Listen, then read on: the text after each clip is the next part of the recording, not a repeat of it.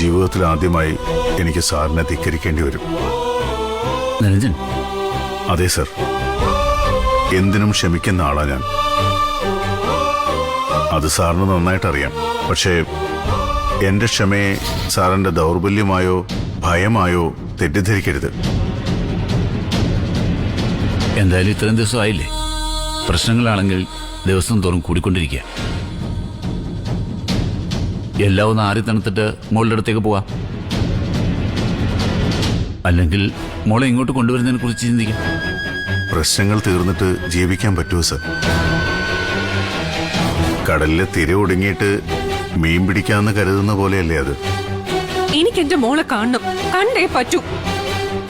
നീ വീഡിയോ കോളിലൂടെ കാണാറില്ലേ? വീഡിയോ കോളിലൂടെ പങ്കുവെക്കേണ്ടതല്ല അമ്മയും മകളും തമ്മിലുള്ള സ്നേഹം. സ്വന്തം മകളെ കാണണമെന്നുള്ളത് അമ്മയായ അക്ഷരയുടെ അവകാശമാണ്. മുത്തശ്ശന്റെ അധികാരം വെച്ച് സാർ അത് തടയാൻ നോക്കണ്ട. എന്റെ മകളുടെ സുരക്ഷയെ കുറിച്ച് ഓർത്ത് എനിക്കില്ലാത്ത വേവലാതി ഡാഡിക്ക് വേണ്ട.